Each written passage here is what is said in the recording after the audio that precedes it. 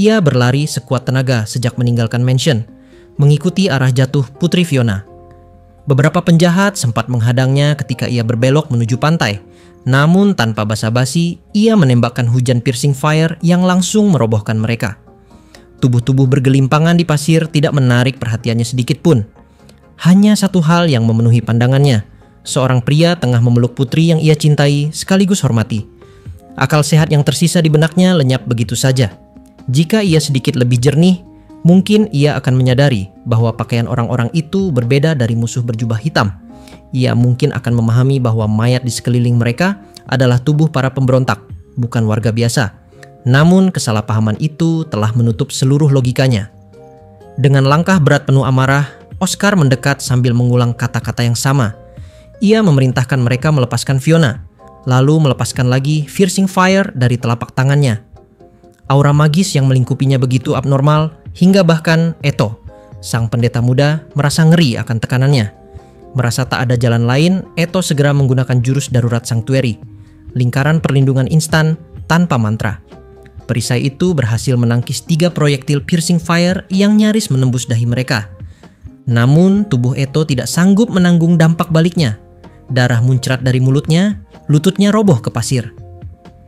Amon berlari menyangganya, panik melihat sahabatnya hampir kehilangan kesadaran. Oscar tidak peduli. Ia terus mengulang perintah yang sama, menyuruh mereka menjauh dari sang putri dan menembakkan gelombang sihir berikutnya. Namun kali ini serangan apinya dihentikan oleh tembok es berlapis 10 yang tiba-tiba menjulang di hadapan mereka.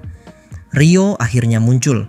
Ia baru saja mencari rekan-rekannya yang hilang dan kini mendapati mereka dikelilingi mayat serta Eto yang tersungkur berlumuran darah. Amarah langsung meledak dalam dirinya. Pandangannya terpaku pada Oscar. Tatapannya penuh dendam. Kemarahan itu berubah menjadi pertempuran sengit. Oscar menembakkan piercing fire lagi. Namun Rio membalas dengan icicle lance, jumlah yang sama persis. Kedua sihir itu bertabrakan di udara, membuktikan bahwa Rio mampu mengimbangi kecepatan generasi sihir Oscar, sesuatu yang belum pernah ia alami sebelumnya. Namun keterbatasan menghantui Oscar. Selama Fiona masih berada di pelukan lawannya, ia tak bisa menggunakan sihir penghancur berskala besar. Tatapannya semakin liar, dipenuhi niat membunuh. Dalam pikirannya hanya ada satu hal, menghabisi pria di hadapannya lebih dulu. Pertempuran itu mencapai puncaknya ketika Oscar melepaskan sihir yang jauh lebih berbahaya dari piercing fire. Dengan mata yang membara, ia mengucapkan mantranya. Flame, Spear, Barrage. Dari kedua tangannya, puluhan tombak api lahir, masing-masing diperkuat dengan daya tembus luar biasa. 10 flame spear sekaligus melesat, membelah udara malam dengan kilatan merah menyala, seolah meteorit yang menghantam bumi.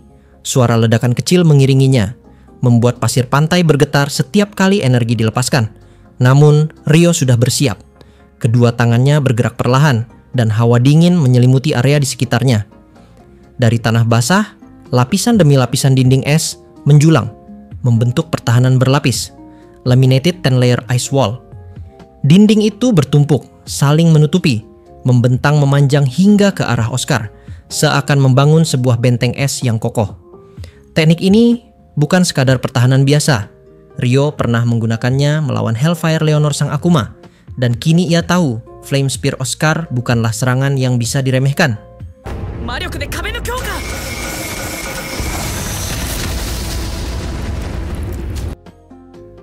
Ketika tombak-tombak api menghantam, udara memanas dengan ledakan keras. Satu hantaman saja cukup untuk merobek pertahanan biasa. Namun laminated ice wall meniadakan kekuatan tembus tersebut. Api dan es bertabrakan berulang kali, menghasilkan semburan uap panas yang menutupi medan. Seolah langit dan bumi sedang dipaksa bertarung di hadapan mereka. Oscar tidak berhenti. Ia meraung dalam hati, mengeluarkan serangan bertubi-tubi. 4 kali berturut-turut Flame Spear Barrage dilepaskan. Total 50 tombak api meluncur, membakar udara malam. Langkah demi langkah ia maju, setiap gerakan disertai ledakan sihir yang membuat pasir terangkat, menciptakan kawah-kawah kecil di pantai. Dinding es Rio hancur berkeping-keping, namun selalu muncul lapisan baru di baliknya. Kecepatan tombak-tombak itu melemah, tertahan, hingga akhirnya lenyap di lapisan es yang tak bisa mereka tembus. Pola itu berulang, berkali-kali. hingga seluruh pantai dipenuhi puing-puing es dan pasir yang terbakar. Dan hasilnya tetap sama. Semua serangan Oscar gagal. Oscar terdiam, matanya terbelalak, napasnya memburu. Sihir Flame Spear miliknya, yang konon mampu menghancurkan benteng istana kekaisaran hanya dengan satu hantaman, kini ditangkis sepenuhnya. 50 tombak api ia lepaskan, namun tak satu pun yang berhasil. Bagi Oscar, ini adalah mimpi buruk yang nyata. Lebih mengejutkan lagi, lawannya sama sekali tidak menunjukkan tanda kelelahan. Tubuh Rio berdiri tegak, matanya dingin, dan cadangan sihirnya seolah tanpa batas. Dengan nada yang membuat udara seakan membeku, Rio berbalik menatap Oscar. Aura dinginnya menyebar ke seluruh medan. Ia bersiap membalas. Suaranya lirih namun menusuk, seakan keluar dari jurang kemarahan terdalam. Namun sebelum serangan balasan itu terlepas, sebuah suara lantang menghentikan segalanya. Teriakan memecah malam, penuh desakan. Seseorang memerintahkan agar pertarungan dihentikan. Suara itu familiar bagi Rio. Itu adalah suara milik Abel. Tapi amarah Rio belum mereda. Suaranya rendah, dingin, dan penuh ancaman. Energi sihir yang melingkupi tubuhnya membuat udara seolah bergetar. Ia memperingatkan Abel, menyiratkan bahwa siapapun yang menghalanginya, bahkan seorang sahabat, akan ia bekukan tanpa ragu. Nada itu begitu mencekam, hingga Abel yang paling mengenalnya merasakan tubuhnya bergetar. Ia sadar Rio berada di ambang batas amarahnya. Dengan tubuh gemetar dan keringat dingin menetes di wajahnya, Abel berusaha menenangkan. Ia menunjuk Oscar, mencoba memutuskan aliran kebencian yang semakin memuncak. Barulah Oscar menoleh, matanya menyala penuh kecurigaan, menatap tajam ke arah orang baru yang muncul. Sorot matanya masih dipenuhi api, seolah siap melanjutkan pertarungan kapan saja. Abel memperkenalkan diri dengan tegas, menyatakan kedatangannya sebagai perwakilan Guildmaster Petualang Lun. Suaranya tegas meski tubuhnya dipenuhi keringat dingin. Ia menjelaskan bahwa para petualang itu adalah anggota Guild Lun, orang-orang yang ia kenal baik. Mereka bukanlah pihak yang terlibat dalam insiden di pesta kebun, dan ia bisa menjamin hal itu. Ucapan itu membuat Oscar sempat bereaksi. Matanya sedikit menyipit saat mendengar kata pesta kebun. Abel menambahkan bahwa ia memahami alasan Oscar, kekhawatiran pada sang putri, namun meminta agar ia mendengarkan kata-kata ini terlebih dahulu. Namun sebelum situasi mereda, suara dingin Rio kembali terdengar, penuh niat membunuh. Ia menolak semua penjelasan Abel dan menuntut jalan agar bisa menghabisi Oscar di tempat. Suasana seketika menegang kembali. Abel berteriak putus asa, mencoba menghentikan amukan sahabatnya, tetapi Rio tak bergeming. Amarahnya meluap, dendamnya terhadap apa yang dialami Eto membakar hatinya. Dengan sinis, ia mengancam bahwa membekukan sang putri menjadi balas dendam yang sempurna, menjadikannya sekadar objek seni beku. Kata-kata itu merobek sisa-sisa logika Oscar. Amarahnya pecah, dan semua nalar yang hampir kembali padam seketika. Wajahnya dipenuhi murka, dan ia mengangkat tangannya merapal sihir kehancuran. The Fall of Heaven and Earth. Dari langit, ribuan peluru api turun deras seperti hujan meteor. Normalnya, sihir ini akan menghancurkan area luas sekaligus meluluhlantakkan daratan. Namun, kali ini Oscar menyalurkan semuanya hanya ke satu titik, Rio. Tetapi sang penyihir air tidak gentar. Tangannya bergerak cepat, sihirnya mengalir seperti derasnya arus sungai. Water Jet 256. 256 pancaran air ditembakkan sekaligus, menyebar dalam formasi kipas. Air yang bertekanan tinggi itu menyapu bersih hujan api, menebas setiap peluru sihir hingga lenyap sebelum menyentuh tanah. Pemandangan itu menakjubkan, tabrakan dahsyat antara langit yang terbakar dan samudra yang meluap, saling meniadakan dalam dentuman tiada henti. Oscar mendengus, mulutnya melengkung dalam senyum tipis penuh ejekan. Bagi matanya, Rio memang kuat, tetapi masih belum cukup untuk menandingi dirinya. Ia kembali menoleh ke Abel, menuntut izin untuk menghabisi lawannya saat itu juga. Namun Abel menolak dengan keras. Keringat kini mengucur deras dari tubuhnya, seolah ia berada di tengah api neraka dan badai es sekaligus. Ia tahu satu langkah salah saja bisa memicu perang antara kerajaan dan kekaisaran. Karena itu, ia berusaha lebih keras meyakinkan Rio, bukan Oscar, karena hanya Rio yang masih bersikeras untuk mempertahankan amarahnya. Abel menatap lurus ke sahabatnya. Suaranya bergetar tapi penuh keteguhan. Ia berkata bahwa ia memahami perasaan Rio, memahami kemarahan dan dendamnya. Namun ia memohon agar Rio menahan diri demi mencegah pertumpahan darah yang lebih besar. Rio menoleh, tatapannya tajam seperti pisau es. Ia mengajukan satu pertanyaan yang menusuk hati Abel. Jika hal yang sama terjadi pada Rihya, apakah Abel bisa menahan diri? Apakah ia bisa menerima begitu saja? Abel tak ragu sedikit pun. Dengan suara mantap, ia menjawab bahwa ia bisa. Karena ia tahu Rihya takkan menginginkan perang antara kerajaan dan kekaisaran. Itu bukan sekadar alasan untuk menenangkan Rio. Abel benar-benar meyakininya dari dalam hatinya. Keheningan panjang menyusul. Rio tidak menjawab, hanya menatap Abel dengan dingin. Detik-detik terasa seperti menit, menit terasa seperti jam. Abel merasa lambungnya perih, menahan tekanan mencekam dari tatapan sahabatnya yang nyaris tak terkendali. Akhirnya, setelah waktu yang terasa abadi, Rio menundukkan kepala sedikit. Suaranya rendah, tetapi kali ini lebih terkendali. Ia berkata bahwa ia mengerti dan bahwa ia akan mempercayakan keputusan ini kepada Abel. Rasa lega langsung terpancar dari wajah Abel. Siapapun yang melihatnya akan tahu betapa berat tekanan yang baru saja ia lepaskan. Dengan hati-hati, ia meminta Niels menyerahkan sang putri kepadanya. Abel lalu membawanya ke Oscar. Saat sang penyihir berambut putih menerima Fiona dalam pelukannya, wajahnya yang penuh amarah perlahan tenang. Aura panas yang sebelumnya mencekik kini mereda, meski masih ada bara yang belum sepenuhnya padam. Rio hanya menatap dengan dingin. Dalam hati ia berpikir, ya, inilah sang penyihir Inferno yang dijuluki Oscar Luzca. Penampilannya memang aneh, berambut putih dan berkulit gelap, nyaris seperti tokoh utama dengan main karakter sindrom. Namun Rio tahu satu hal, kecepatan Oscar dalam menciptakan sihir sungguh abnormal, lebih cepat darinya, bahkan mungkin lebih cepat dari Leonor. Dan bagi Rio, itu berarti hanya satu hal, ia harus berlatih lebih keras lagi, karena pertarungan ini baru permulaan. Keesokan harinya, tepat setelah berakhirnya festival pembukaan pelabuhan, suasana Whitnash berubah lebih tenang. Malam sebelumnya, Eto telah dibawa ke rumah sakit yang dikelola oleh Quill. Berkat bantuan Abel, lebih tepatnya berkat Rihya dari Crimson Sword, Eto mendapat perawatan langsung. Rihya sendiri yang turun tangan karena ia sangat terampil dalam seni penyembuhan. Meski Eto tidak sadar saat proses itu berlangsung, ketika ia bangun dan diberitahu, ia begitu terharu mendengar siapa yang menolongnya. Pemulihan Eto berjalan cepat. Ia tidak mengalami luka luar sama sekali. Darah yang sempat dimuntahkannya hanyalah akibat dari efek samping sihir Sanctuary yang sudah dipahami dengan baik oleh Quill sehingga dapat ditangani dengan efektif. Berkat hal itu, ia kembali sehat hampir sepenuhnya. Sementara itu, Rio sempat merenung mengenai banyaknya jenis sihir di dunia ini. Ia teringat akan Leonor sang Akuma, Sera sang elf, dan bahkan Oscar si penyihir Inferno. Ia merasa bahwa sihir di wilayah ini, khususnya di kerajaan, berbeda dari apa yang selama ini ia kenal.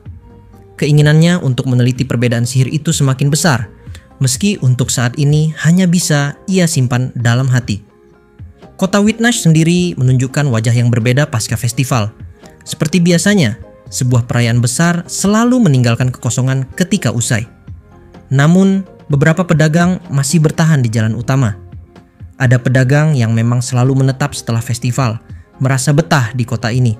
Beberapa kios Favorite Room 10 masih buka, meski penjual krep kesukaan mereka sudah pergi. Mereka pun menghabiskan hari terakhir dengan berjalan-jalan sambil membeli makanan.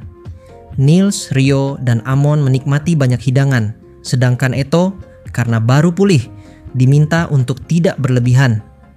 Di tengah suasana itu, Abel muncul. Ia segera mengabarkan bahwa masalah besar yang sempat memanas semalam akhirnya mereda. Pertarungan antara Oscar Luzca, wakil komandan divisi sihir kekaisaran, dengan anggota Room 10 diputuskan untuk diabaikan oleh kedua belah pihak. Hal ini terjadi setelah Putri Fiona pulih dan Pangeran Conrad kembali sadar. Abel menemui mereka, menjelaskan apa yang terjadi dengan dukungan dari Niels dan yang lain. Oscar juga hadir dalam pertemuan itu, mendengarkan penjelasan, lalu meminta maaf. Dengan demikian, masalah besar itu tidak berkembang menjadi perang. Meski begitu, serangan di pesta kebun masih menyisakan dampak besar. Banyak bangsawan dan tamu kehormatan yang terkena imbas, sehingga kemungkinan besar masalah diplomatik akan muncul di tingkat nasional. Abel menegaskan bahwa Tuan Wilayah Whitnash akan menghadapi kesulitan besar akibat kelalaiannya, karena harta rahasia penghalang udara yang seharusnya melindungi pesta ternyata dirusak tepat sebelum penyerangan. Sebagai tambahan, Abel menyampaikan pesan dari Putri Fiona untuk Niels, Eto, dan Amon. Ia mengucapkan terima kasih dan memberikan hadiah uang sebagai bentuk penghargaan karena mereka telah menyelamatkan nyawanya sekaligus mempertaruhkan diri melawan para penyerang. Hadiah itu sudah diproses melalui guild, sehingga kemungkinan besar sudah bisa mereka terima ketika kembali ke Lune. Mendengar itu, ketiga anggota Room 10 merasa sangat senang dan lega. Mereka memang tidak bertindak demi imbalan. Namun diakui atau tidak, penghargaan nyata semacam itu memberikan rasa bangga tersendiri. Rio tidak menerima hadiah apapun, berbeda dengan teman-temannya. Ia sendiri mengaku wajar, karena saat ia tiba di lokasi, sebagian besar musuh sudah dikalahkan, menyisakan hanya penyihir api aneh yang ia hadapi, tanpa menyadari bahwa yang ia maksud adalah Oscar, sang Inferno Magician. Abel hanya bisa menghela napas panjang mendengar pernyataan itu, tak tahu harus kagum atau prihatin dengan cara Rio meremehkan penyihir sehebat itu. Mereka kemudian menyinggung tentang kehadiran Abel di pesta kebun. Saat ditanya apakah ia baik-baik saja, Abel mendadak menunjukkan gelagat mencurigakan, berusaha menyembunyikan sesuatu. Eto dan Amon menatapnya dengan penuh kecurigaan. Sementara Niels tetap percaya penuh pada sosok yang ia idolakan.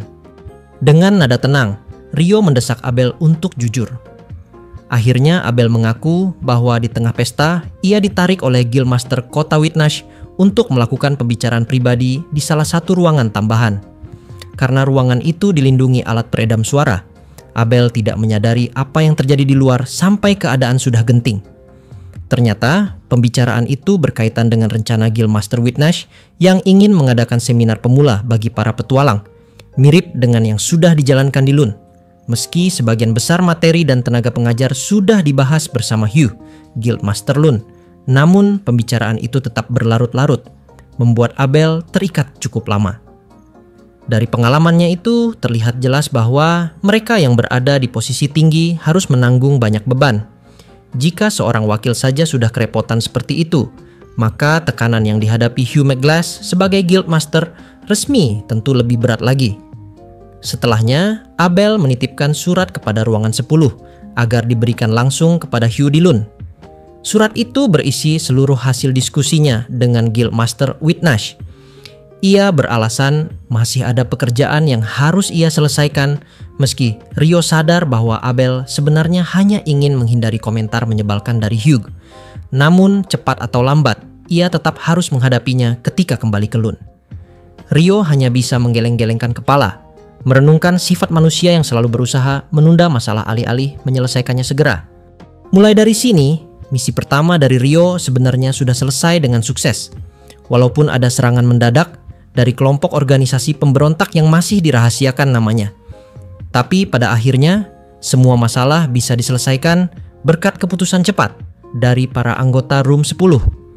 Siapa sangka, dari banyaknya anggota guild dan juga anggota parti rank B lain yang datang dari berbagai macam wilayah. Ternyata, parti yang mampu menyelesaikan masalah negara tersebut sekaligus menyelamatkan Putri Fiona.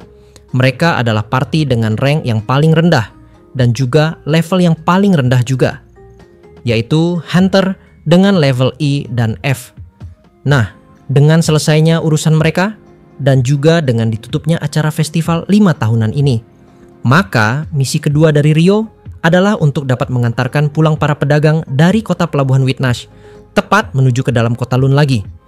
So, tentu aja bagi kalian yang penasaran dengan kisah perjalanan Rio selanjutnya untuk dapat menjalankan misi ketiganya bersama dengan Niels, maka nantikan terus ya kelanjutan update ceritanya pada channel ini. Terima kasih banyak yang sudah simak video ini sampai habis, dan salam baku hantam.